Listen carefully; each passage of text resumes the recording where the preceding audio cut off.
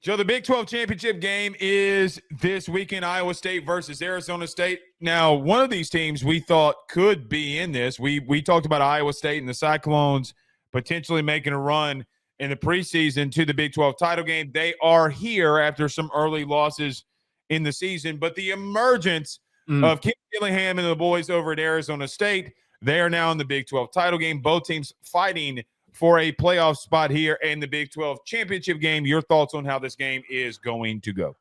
Yeah, I'm leaning pretty heavily on Kenny Dillingham and the boys, a team that has been exciting to track over the past month with the victories that they've been able to pull out. And inversely, Iowa State's been cold.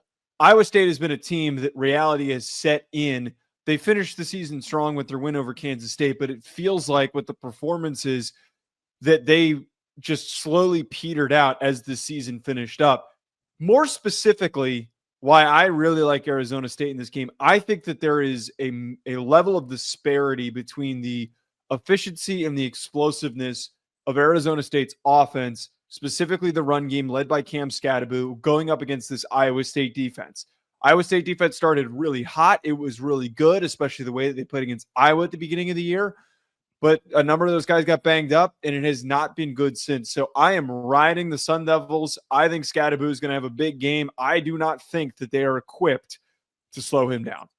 So here's the thing. Iowa State is 96th in the country in run defense. So I have the same take as you here in the sense of that there is definitely an area where the biggest strength for Arizona State is easily the biggest weakness for Iowa State. However, the biggest advantage I feel like Iowa State has is the biggest weakness that Arizona State also has. So let me explain on the Iowa State side here too. Joe, they're third in the country in pass defense. And what's interesting to me here is simple. I don't know if Arizona State can throw the ball enough if they got into a situation that they can advance down the field if they need to. They're also 96th in the country, ironically, in third down defense. Rocco Becht is the best quarterback, not named Shedeur Sanders, on third down throwing the football. He's right at 66%. He converts on a lot of third downs. He's got a lot of really good weapons, a really underrated wide receiver core. Joe, you have two massive weaknesses that it's the biggest strength for the other team. And when I come down to it, I start asking myself the question, like I always do and like we did yesterday, what team has the better coach? What team has the better quarterback? And I got to disagree with you. Unless Arizona State plays time of possession, Scadaboo, we're going to hold on to the football and we're going to win the time of possession battle. I think that you get into a spot here with a pass defense in Arizona State that has been very bad in moments. With Rocco Becht and the boys, they can do some things in the passing game. The thing that worries me, though, in picking Iowa State or even leaning Iowa State is, man, if Cam Scadaboo just goes cuckoo for Cocoa Puffs like he's the damn bird on the cereal box, Joe, this one's going to be a bloodbath. So I don't know where to go here. Both teams have issues where I think are glaring, but it's like, Joe, if both of them have weaknesses and it's the other team's strengths, where do you go, right? Like, do you lean the better quarterback play here? I don't know. I lean the more creative play caller. I lean the team that has the true star on it, and I also lean the hot team. So understandably, you do bring up the point here where Arizona State's defense also isn't great coming into this matchup. They're one of the worst teams in terms of generating pressures, tackles for loss. Their defensive line is just, it's not been good. But when we're talking about who's hot at the end of the season, it's one of the easier things to lean on because that translates. Momentum, focus, attention to detail, all of that stuff is going to translate. And I look at, here are the last 5 games for Iowa State, starting at the beginning of November. They lost to Texas Tech by 1 point. They lost by 9 to Kansas. They beat Cincinnati 34-17. They barely beat Utah by 31-28. And then they beat Kansas State by 8, 29-21. Inversely, Arizona State blew past Oklahoma State. They beat UCF. They beat Kansas State by 10. They handled BYU easily, or not easily, but confidently, and they let BYU get back into the game. And then they smoked their rival Arizona 49-7. I feel like, and I'm not trying to paint Iowa State to be some team that's lost all energy and they're screwed and that they can't play in this game. It's going to be a close football game. But when you need to lock in, and when there's clearly been a buy-in around Kenny Dillingham and his offensive philosophies and the trust in the program, and you can see it the way that they play on offense, that there is a trust, just a eagerness to go out there and beat up whoever they're playing against. But in the first half, until they got distracted and let BYU come back in the second half, they looked like incredibly juiced up. Like that they deserve to blow them out by like 40 points. And that was the trajectory that they were playing on until they let BYU climb back in. I think that Arizona State brings the right mentality in a matchup like this. I know that Dillingham is the less experienced head coach between him and Matt Campbell, but I'm more impressed from Dillingham than I am from Campbell. I'm sorry. Here's the problem that I have with what you just said. So you're right. They beat Oklahoma State, meaning Arizona State. They beat Oklahoma State after a bad loss to Cincinnati, but Cincinnati was able to throw the ball when they needed to on third down to win that football game. UCF, they're not a team that can throw the football. They won that game 35-31. Kansas State can't throw the football. I love Avery Johnson. I know he's an athletic quarterback, but Joe, he's really bad at pushing the ball down the field past 8 yards. BYU can't throw the football. Arizona, well, they're just a dumpster fire at the current moment, okay?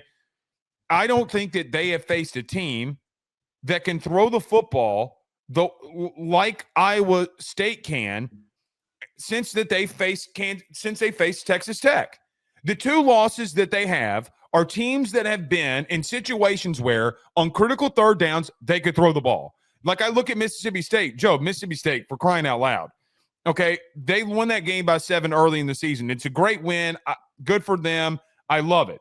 But when I look at that game and I go back and rewatch that game, Blake Shapen still had 268 yards and 2 touchdowns, and that's a Mississippi State team that lost to Toledo, right? Like, it's not as the games that have been close and the games that they have lost, they have not been able to sustain in pass defense. I agree with what you're saying, and I probably would lean, if I had to, I would lead Arizona State here. But there's a massive, massive concern for me when I look at the games that you lost and the games that you struggled in. It's that your secondary, that's 69th in the country in pass defense, has been leaky. Joe, I mean, let's go back to the BYU game for just a moment, okay? They can't throw the ball. They're anemic at throwing the football. And they were able to come back in the game because they're giving up big play after big play. Now, they did get a pick late in the game that kind of helped seal it for them, and I get that. But I don't know that Rocco Beck makes those same mistakes. I think this is going to be a hot take. Rocco Beck might be the best overall quarterback that they've seen this year. And I don't know if that's a hot take, but from throwing the football. No, it's not. I mean, he's one of the steadier Big 12 quarterbacks. But let me throw this back at you, though, to look at in the 2 worst losses that Iowa State suffered in the month of November. They faced 2 premier running backs. They gave up 122 to Taj Brooks. They gave up 116 to Devin Neal. So I get where you're coming from, and I think you make a sound argument. But the flip side of this is that the struggles for Iowa State has been them getting beat by teams with good running backs that commit to running the football. Well, that's what and they're just able to out physical. Well, Cincinnati, the way that they were able to do it, too, is they lined up and ran right at Arizona State, and they couldn't stop it either. Corey Connor had over 100 yards in that Cincinnati loss when they lost to Cincinnati by 10, 24-14. And you're right on Taj. Well, Scadaboo was banged up for that game, so like that. But that has nothing to do with their front 7 getting their shit pushed in, though. Like it legitimately doesn't. And hold on, they gave up 24 points though. They can only score 14 because they didn't have Scadaboo at full strength. They didn't have their starting quarterback. What does that have to do with a running back going for over 5.5 yards a carry that Scadaboo's not there? Okay. But that's not what I'm saying though. That I'm not saying it has anything to do with that, but they lost that game by 10 because Jeff Sims started, Levitt was out, and Scadaboo was banged up and didn't get as many carries as he typically does. Okay, what about Taj Brooks? I mean, When they, the games that they lost, they got their shit pushed in, and the quarterbacks were not turning the ball over and were able to convert on third downs throwing the football. Joe, this is an evenly matched game. I'm sorry. well, it is. I'm not disagreeing with that. I have no idea who to pick here. I legitimately have no idea. I think whatever quarterback or whatever key player makes the big play late is going to win it. And for what it's worth, I don't know if I don't lean Rocco Beck, man. I really, really don't. And look, we're talking about this on a Tuesday. We do our picks tomorrow. I just don't know where I'm leaning on this one, Joe, at the current moment. I'm sticking with Arizona State. I mean, for everything I just said, give me the hot Now, team. I think that they're going to win. I will say this. To end it for me here, that I don't trust a man that wears his hat with a curved bill the way that Matt That's Campbell. all the reason you need. That's all the reason you need. Well, hold on. At the end of the BYU game, Kenny Dillingham made arguably one of the worst coaching decisions I've ever seen in the history of coaching. The way that he ended the game against BYU was horrendous. You can't do what he did. No, Joe, Okay. There's no excuse. They still won, but you're not right. You're right. You're right. But they still won. You were on the same take of, well, Miami is still winning. It doesn't matter. When you make bad coaching decisions against better teams in high-profile situations, they will get you beat. Matt Campbell has experience. And I understand what you're saying about Scadaboo. Iowa State can't stop a leaky faucet from running by turning a knob. They can't stop it. I'm with you on Scadaboo in this running game. I also know that they can't stop anybody defensively through the air. So we'll see, man. It's going to be interesting. Yep. BetOnline remains your top spot for all of your live betting action and contests. NFL, college football, UFC, NHL are all in full swing.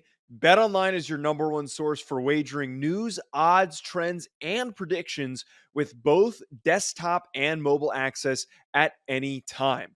Head to BetOnline today and use promo code BELIEVE, that's BLEAV, for 50% off your first deposit. That is a 50% welcome bonus. BetOnline, where the game starts.